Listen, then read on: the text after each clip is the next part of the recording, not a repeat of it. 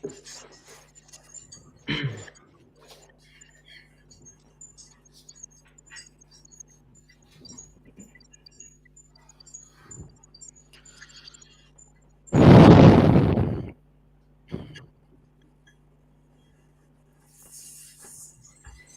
morning, afternoon, and evening to all the viewers from whichever part of the world you may be.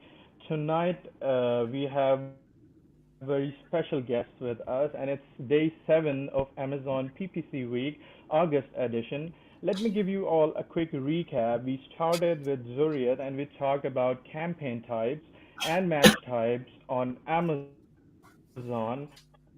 And day 2, we talked with Neil about why Amazon PPC fails. And on day 3, Victor and David told us about how Amazon is different from Facebook, Google, and the importance of TikTok ads.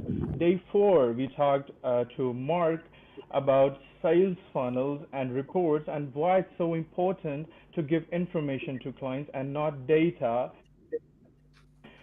Day 5, we talked to Omar about if I think I'm forgetting. Yeah, it's about localized listings and how it's really important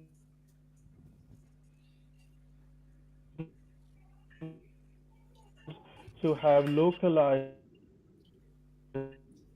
listings.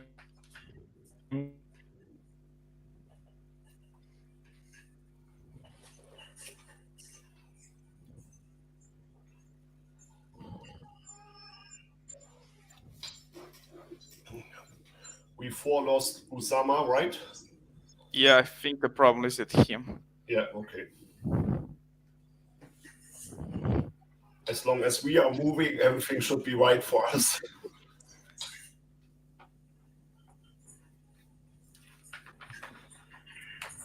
I lost my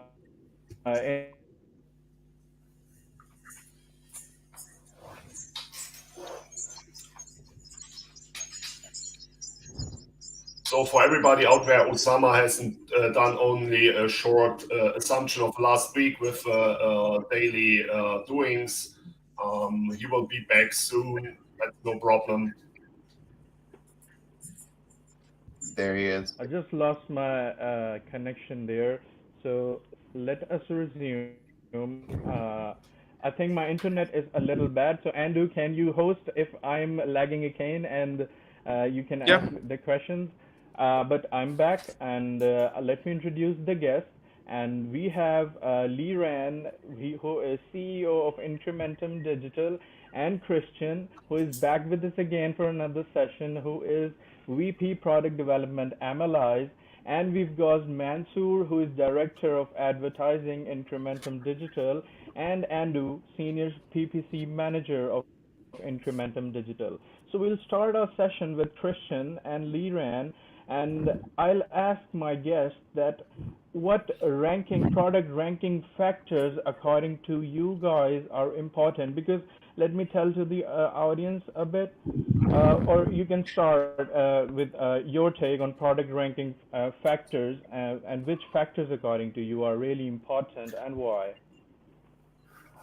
Sure. I'll start. So, obviously the first thing you want to have is a well optimized from a keyword perspective, right? Having the keywords in the listing that you want to rank for is number one. From a importance level, the title is definitely the biggest factor that carries the most weight. So you want to have your most important keywords in the title. I believe that having keywords early in the title is better as well, and even having them in a phrase match in the title is going to be important. The second factor I would say is having the back-end search terms. So it's another item that carries a lot of weight. And then I would say after that, it's going to be the bullet points. And then I think the description is probably, behind that. from there, you really need to be able to drive sales through those keywords with PPC or organically. Sales velocity plus conversion rate are going to be those factors that help you, that help you rank for keywords. And when you get that sales velocity, it also helps basically all the keywords that are in the title, move up. And essentially, some of the other things, for example, people ask if reviews impact ranking, and I would say it's a secondary factor, right? The more reviews you have, the better the conversion rate you have, and therefore, improved ranking. All right. All right, that's amazing. So, Christian, what do you think the product ranking factors that are important? Yeah, I will take it exactly like Liren said. I'm saying soft skills, especially when it comes to number of reviews. We have done it 5 years ago, an analysis of a complete marketplace, number of reviews, and the connection between position under organic keywords and the number of keywords. And we haven't seen any connection to the number of keywords. Also, when you have more than 3.5 stars, your listing is welcomed by the audience. So also to the number of images, it's a same factor. It's a soft factor. It's a factor after the click. It's like with a PPC. But with that comes the most impactful part for ranking optimization is listing completeness. From my point of view, it starts with a correct product type. You have to choose when you set up your listing course. With a product type comes a lot of number of keywords, specific keywords. Let's say it easy. List a chainsaw in home improvement, but you will not rank for chainsaw. You need to use the product type chainsaw. You can set ads for it. You're welcome, but you will not see any organic impressions for that keyword. So listing completeness, absolute hard factor number one. When there are a lot of myths around time on the page, bounce rate, and all that stuff, we know the data from Google, your own shops, and you know that it is impactful, but Amazon is counting the data, but is not offering the data behind it. The interesting part, I think, here is only 4% of customers directly purchase their number one visited listing, and then they go through 14 different pages. 14 different product detail pages, as Amazon has offered that data. So that's interesting. And as completer your listing is, as easier it is for a customer to purchase it directly. So the ranking will raise up. And last but not least, from my point of view, if you're talking about all the interesting parts like the seller feedback, order processing speed, order defect rate, and we want to sum it up, we have seen really interesting data with that. Let's say we have an account of 1,000 SKUs, not only ASINs, SKUs. And they're only selling 100 per month, 100 different SKUs per month. We are absolutely bad in organic visibility. If you get rid of all that stuff that is in your account and you get it down to, let's say, 500, you will be seeing over 200 or over 300 products starting to get sales day by day, month by month. So everything is counted in the Amazon in the Amazon account range. Everything is counted, but it's based on the different dosage. So that is the problem at all. You can send a lot of traffic to a listing. You will get it up number one organic position. You're welcome, but at the end nobody's clicking it. So you will lose your momentum. And short, last but not least, the most impactful ranking factor, as I have seen it in the last 2 years, are product targeting ads. Product targeting ads on products which are ranking under different search terms, and you're advertising directly on them, and you get the traffic and conversions. Your product will appear under the relevant search terms. You cannot choose for which specific search terms. It's about the search terms the products you're advertising on are ranking on.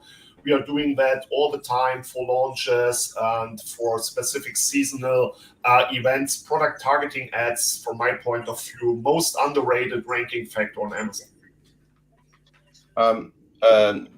That's interesting.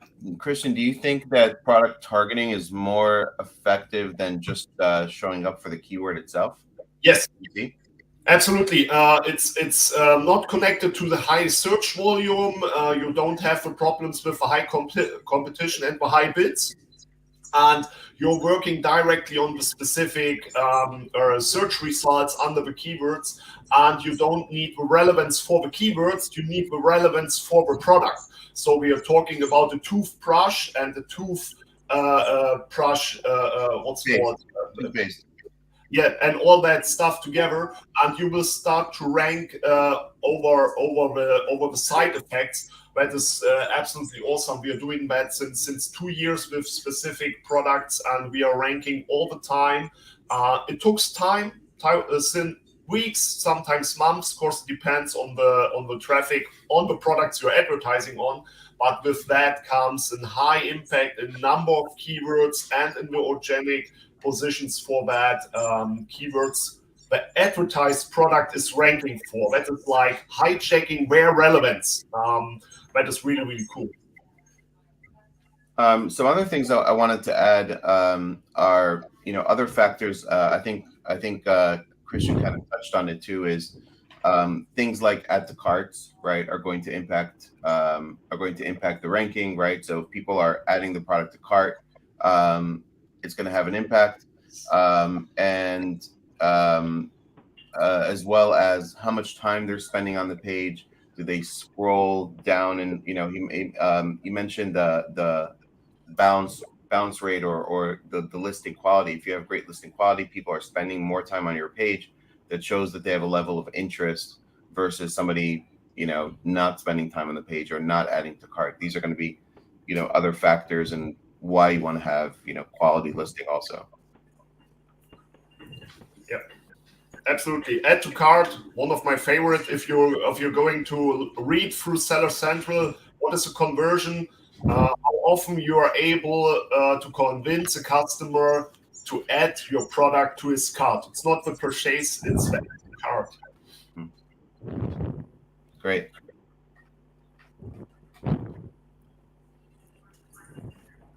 So I've got a question for Mansoor. Since it's 2022 and Amazon private label is really tough now, it's not that easy that it was years ago. Mansoor, if you had two options, going in an emerging niche versus going in a saturated niche. By an emerging niche, I mean a trendy product versus a niche that is really saturated. What would you choose, and how would you launch a product? Well, I would say yes, it is becoming more and more difficult. And as you have heard, it is becoming pay to play. So if you want to get to a saturated market, first of all, any product, any niche that you are getting into, you have to have a good differentiation. You shouldn't go with a similar product to that market. That's the main thing. If we have seen clients go to a great market, but the product is not good. So if your product is not good, your conversion rate is not good, there is not much chance of ranking in that niche, no matter what it is. I would personally recommend, if you want to go to saturated first, you have to have the capital, right? If you don't have capital, there is not much chance of competing with other competitors because of their review, because of their sales volume, and so many other competitors are there. So you have to have a good products plus capital to be able to compete with them with PPC, spending in PPC at the same time, the external traffic. I would personally recommend new niches that are emerging. If you can find something like that, that would be great. There's not much barrier like saturated market. You can easily enter in, and with good PPC strategy, with good listing, with good external traffic, it is much easier for you guys to rank and start seeing organic sales and better position in the niche. All right, thank you, Mansoor. I've got a question for you, Andu. There's a question if you want to rank for a particular expensive keyword. I mean, I think he means if the bids are too high, do you ever target long tail keywords and attempt to rank for that high level keyword this way? Does this work? For example, first of all, you need to understand exactly how many sales you need for that keyword. And let's say the main keyword is really expensive to rank. You can definitely choose other long tail keywords, but to be sure that long tail keywords are having inside the root keyword from the main keyword. And basically, you can start with the low volume keywords to rank first on that ones, and after that, you'll see improvement on the main keyword. And after that, after you are moving, let's say, the main keyword to a better position on the organic rank, let's say maybe 20 or below 20. After that, you can start to rank on the main keyword, but check exactly how many clicks and what's the conversion and how many sales you need for 10 days to rank on that keyword. And definitely you need to allocate more budget there, but first try to make a structure on the long tail keywords. And after that, you can definitely bid higher on the main keyword if you have the budget and a really good conversion. All right, thanks. So, Christian, can you answer this question that it says, what would cause a dramatic decrease in sessions and views suddenly with no change to campaigns? Why does this happen? Yeah, that is always on question in the whole groups. You will find that everywhere. Normally, it's really simple. Without no change to campaigns is the answer. So the market is in movement. Everybody's changing everything all the time, and when you're not changing anything, you will get lost. And what we have seen all the time, listing issues are a problem for that, directly connected to the power of your campaign. So as I said, product type is number one failure we are seeing. What I'm doing normally is quite easy as possible. How to get rid of that problem if the CTR is broken and the performance of a campaign is broken. Don't try to change something. I normally work with a copy of a campaign, so you can start with a new campaign history, with a new click rate. Of course, when something is completely defect, you will not get rid of that problem while changing bits and so on. And normally check your product. How hard is the attack of your competitors? And you need to understand also that. But normally, in impression, that means something is wrong with the product, or you're not taking part in the auctions. You're not winning them, and that normally means the bids of the competitors or the click rates are higher and better.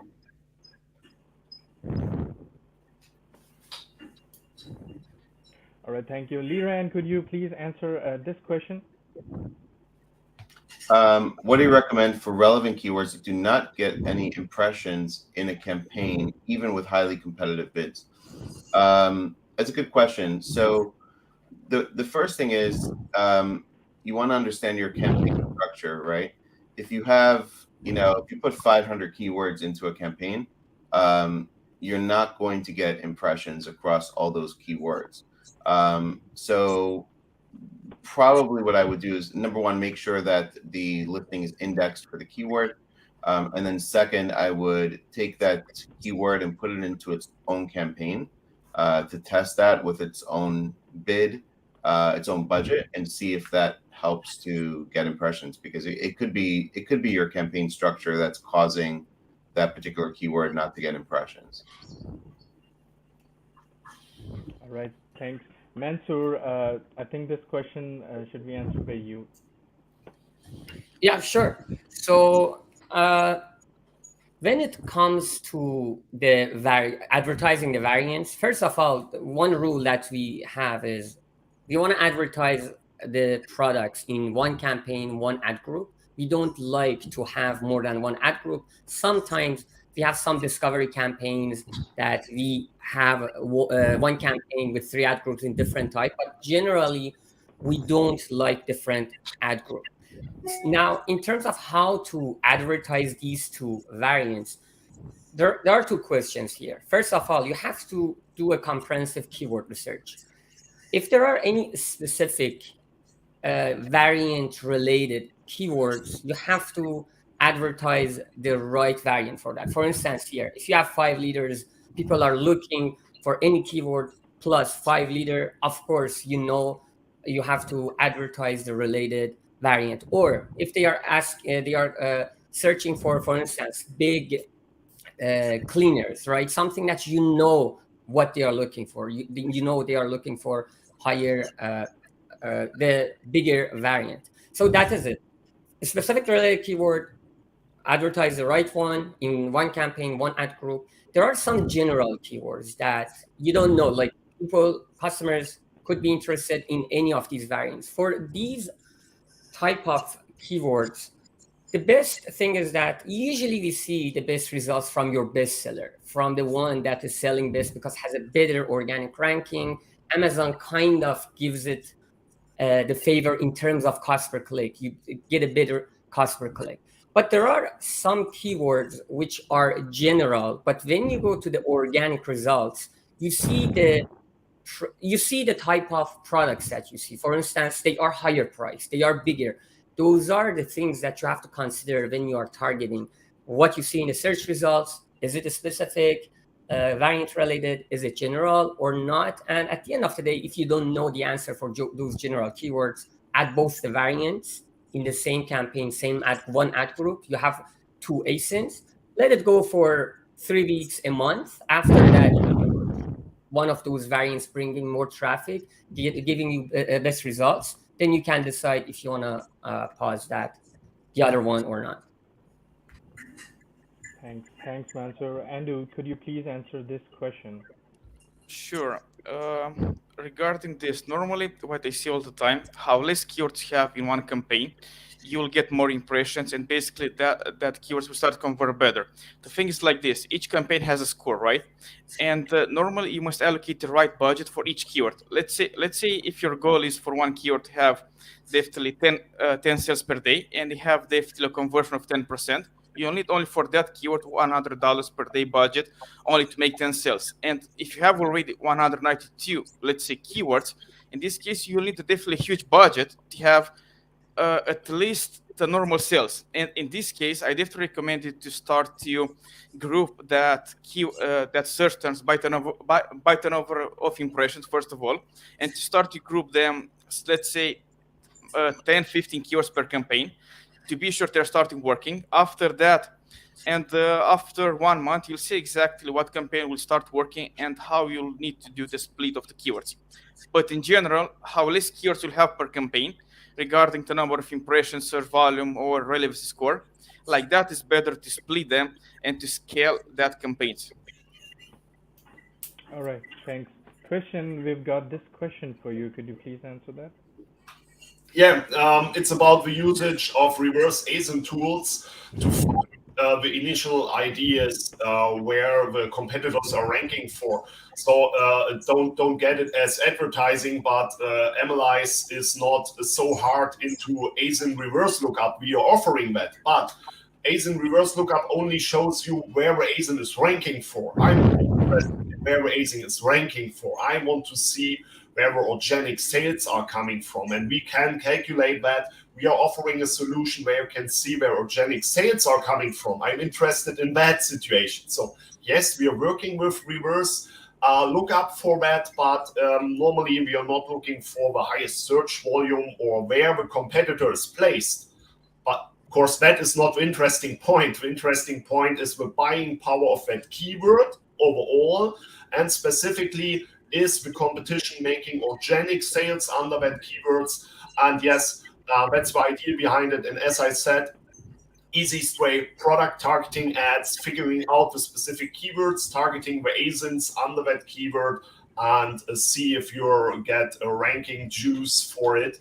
That's starting point number one, I think, but look at the correct details with a reverse lookup, not only where it is positioned, is there any sales coming from it? Thanks, Christian. We've got this for Liran. Is more word count equals more buyer intent? Yeah, I mean, in a sense, long tail keywords I would say have let's say not buyer intent, but closer to what the person is looking for, right? So I think a lot of searches on Amazon start with probably a couple 2 words, and then the person's looking, sees some things, and then they might then go to another search that has 3 or 4 words, right? So let's say I'm looking for a coffee maker, and then I start looking at the results, and I see things that are in different colors, etc. Then I might go in and put black coffee maker because I only want to see those, or coffee maker, for espresso, right? I may start to go deeper into my search, and that's going to have a more of a not buying intent, but more specifically what I'm looking for. So if I have limited budget, let's say, right, in my campaigns, I want to go for those keywords that have closer to what the person is looking for, because my conversion rates should be better on those keywords than on the very, very broad. Especially if I'm a new product, right? If I have an existing product with tons of reviews and I'm a bestseller, I'll probably do pretty well, on the very broad, high search volume keywords also. But yeah, I mean, Right. more word count. It is. You definitely want to have a mix of keywords in your campaign, and you want to have those, longer tail keywords also. All right. Thanks a lot. I've got a question for Christian. Recently at a PPC Mastery Summit, you talked about that if we create duplicate campaigns, it can also do wonders for us. Could you please address that again for our audience today? What exactly is that strategy? Can you repeat it? Yeah, Du- at a du- PPC Mastery Summit, Duplicate. you mentioned duplicate Yeah. campaigns, and if we do that, so can you please explain that concept? Yeah. So it's about duplicate campaigns or copied campaigns strategy. That's really, really easy because it's quite good working strategy without bit gambling. The problem is nobody's talking about the times of a day. So we have 24 hours, and with one campaign, you're not part of all ad auctions. But strategy number one should be part of all ad auctions.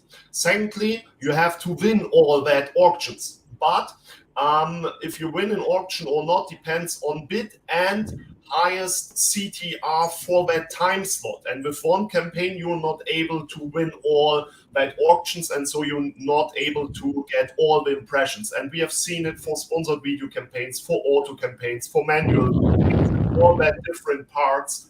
Just copy the campaign, exact same keywords, exact same bids, and you will get more and more impressions. We have keywords here in Europe with our sponsored video ads. When you're scrolling down, you only see that one video ad. It's not course to the fact we have one campaign with a video and the video is taking part in all ad auctions for every ad slot. No, it's course we have the duplicates of that campaigns, and it's working so good. You're saving money, you being part of all the auctions, getting all the impressions, and stay at the customer as he starts to scroll. So that's the idea behind it. Copy campaigns before you start gambling with a bid. That is the assumption of it. All right, thanks. So we have Mansoor, who is Director of Advertising at Incrementum Digital. So Mansoor, there's a concept that Google Ads and Amazon Ads, both the algorithms are really different. So if you use match type, broad match type on Google, you can get irrelevant impressions on irrelevant keywords. But on Amazon, it's smarter. The results are going to be better. Is this concept correct? What do you think about that? The concept when to sponsor, it comes to sponsor product, yes, absolutely correct. But in sponsor brand, we have the concept of broad match modifier, right? That if you add plus before any word, let's step back. For the broad match in sponsor product, any keyword, let's say you say chalk marker, right? Any target is broad, chalk and marker has to be in your search term for a sponsor product. But when it goes to sponsor brand, Amazon kind of can replace, for instance, the chalk with any synonyms of the chalk, right? For that reason, well, some people might say this is broad. That's the point. But I have seen many situations that it is causing wasted money, right? For instance, one example is that we had a brand, they were targeting branded keywords in sponsor brand headline ads, but since they had the brand name and Amazon was replacing that, all the results were from non-branded brands. So it goes to the fact that what is your goal? I usually recommend in sponsor brand to use broad match modifier, which is by just adding the plus before any phrase that you want to make sure is included in your search term. So in that aspect, I would say broad in sponsor brand is similar to Google Ads. All right, I'd like to thank all the panelists for answering all the questions and for your amazing responses. And with that note, I think it's a wrap for Amazon PPC Week on August edition. We'll request our guests to be with us again in September for Amazon PPC Week again. And thanks a lot for being with us. Thank you so much. Thank you. Bye. Bye. Bye.